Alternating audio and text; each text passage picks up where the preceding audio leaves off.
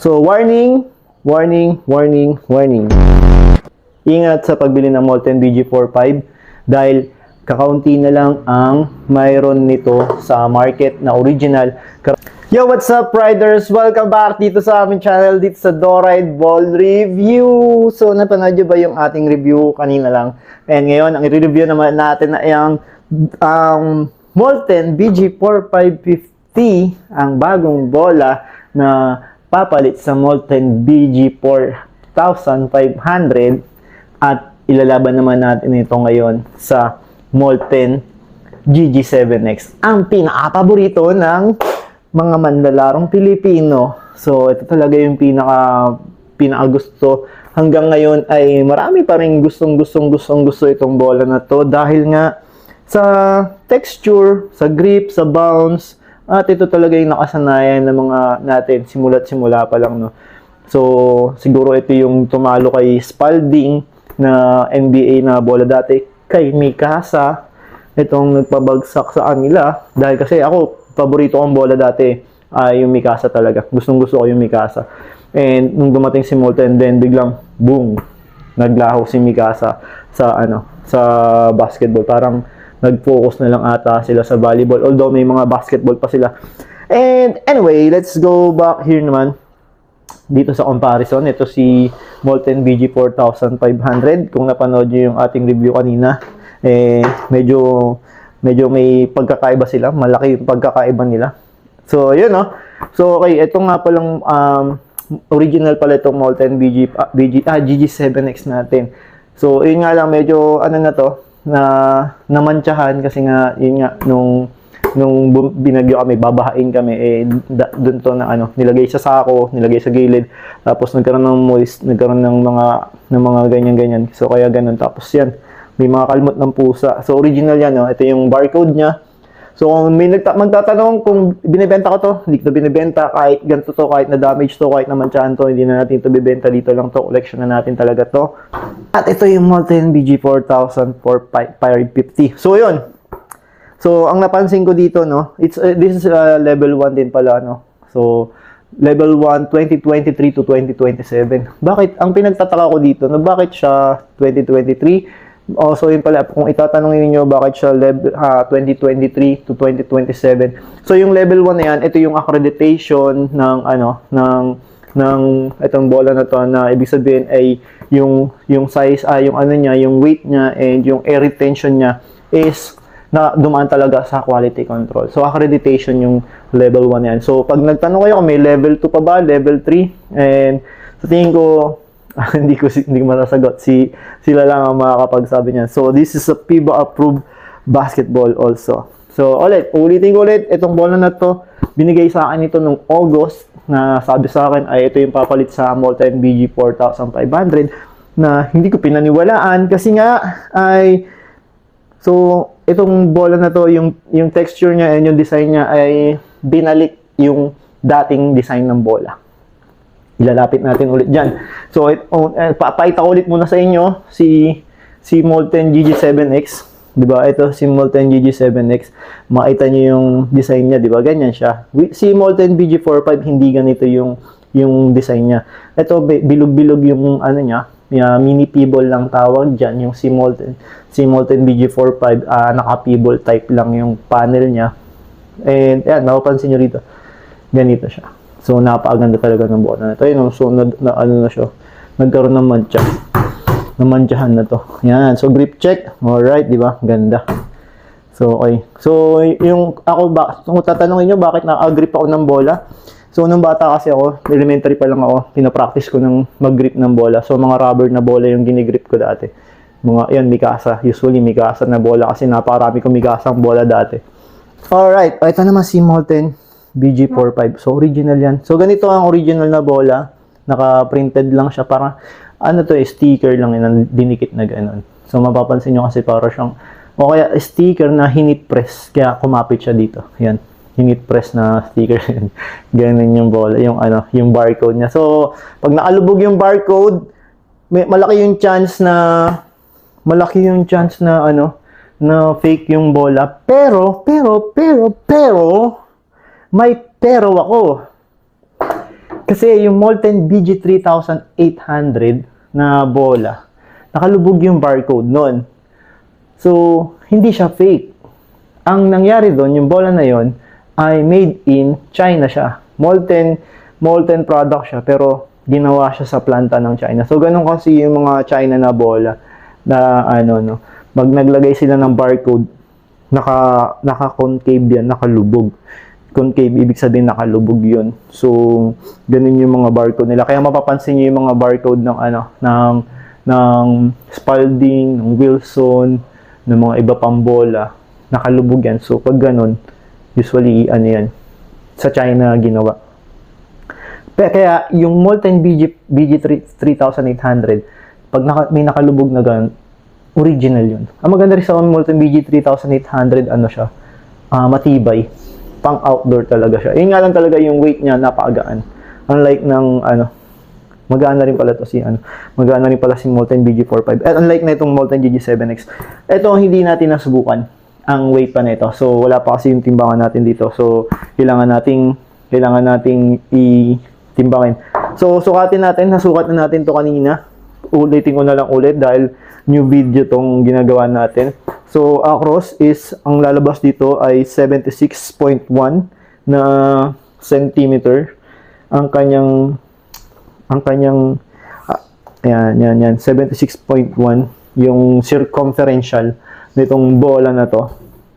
And across din, parehas lang din.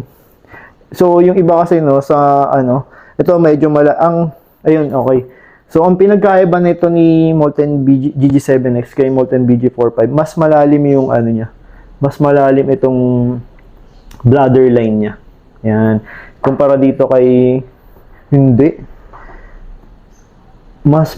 Parehas na rin pala. Sorry. Ayun pala. Si Molten BG45, nalilito ako Oo. Medyo malalim na tong Medyo lumalim medyo lang naman konti. Ito kasi parang pantay kasi itong Molten BG45. Ito medyo lumalim na. So, lumalim na din yung bladder line nito. So, halos parehas na rin yung bola. Yun nga lang, this is PU leather. Ito naman si GG7X ay premium composite leather din to Ayan, premium composite leather. Katulad na nakalagay dito, premium composite leather. So, sukatin din natin to si Molten GG7X. Ang kanyang circumferential. Ang kanyang circumferential ay mas malaki ba siya? Oo, mas maliit kay Molten BG4550. So, okay si pala guys, si Molten pala. Malaki yung size mas maliit ito si Molten GG7X. Oo nga pala. Okay guys, si Molten GG7X ay 75 point. Ang size ni Molten GG7X ito lang. Maliit siya. Nasa 75.5 centimeters lang siya. Yan. So, ibig sabihin, mas malaki si Molten BG45 tsaka si Molten BG4550 na dati ko naman na ini-explain yun sa aking mga vlogs, sa aking mga ball comparison. Maliit ayun, dito sa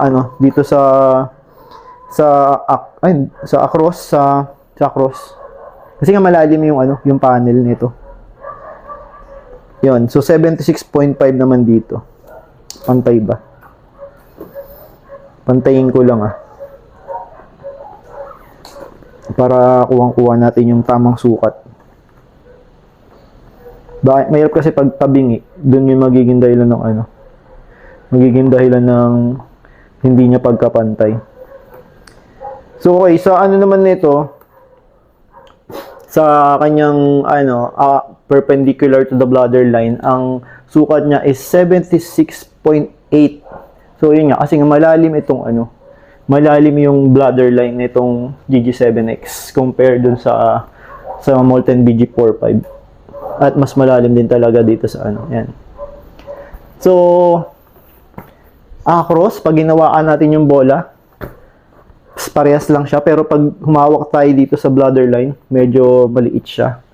So, yun yung may mga player na gusto yung ganito, malalim yung bladder line. Ako gusto ko yung ganun. Kasi para pag kinapa ko yung bola, maalam ko kung saan ko, kumbaga asintahan yan eh. So, mahahawakan mo agad na ganun. Sa shooting form mo. Unlike yung, pag yung ganito mababaw. So, parang, hindi mo siya ma-spin na mga ganun. Mabigyan ng backspin. Okay, no? So, okay. So, meron din tayong molten, sorry. This is the Doride ball na Pinas microfiber. Naka-plastic pa siya. Hindi ko pa siya tinatanggal sa plastic. So, kung price comparison, mas mura ito si Doride. Nasa 1,888 lang. Plus, may kasama pang rubber yan. Kapag ang binili mo, direct sa shop namin yung binili in order, no? Pero kapag mga online, wala siyang kasamang bola na libre. Ang kasama lang niya is bag, pambomba at pin net.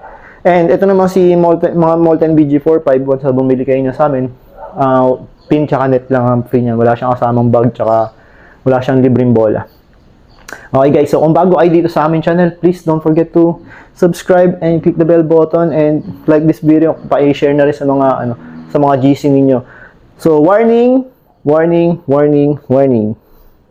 Ingat sa pagbili ng Molten BG45 dahil kakaunti na lang ang mayroon nito sa market na original. Karamihan yan ay although maraming mga fake na Molten BG45 na nagkalat sa market, pero mas lalong dadami yung mga fake dahil nga phase out na si Molten BG45 at papalitan na siya ni Molten BG4 550. At syempre, mas lalo na wala ng original na binibenta sa market ng Molten GG7X na original. Karamihan, halos lahat yan, fake na. Sabi nila, dati pa, way back to nung pandemic, meron silang nakuha sa Vietnam na nirelease na Molten GG7X na original. So, sabi ko, sige, bibiliin ko. Pero hindi naman dumating sa akin. So, gusto ko kasi kaliwaan. Gusto nila, bank transfer. Hindi ako pumayag sa ganun. Okay, guys. So, that's it, guys. Sa pag-ating comparison ng Molten GG7X at ng Molten BG4 550. Marami pa tayong mga i-compare na bola dito. I-compare din natin. Babalikan natin yung comparison nitong dalawang to sa kanilang weight naman.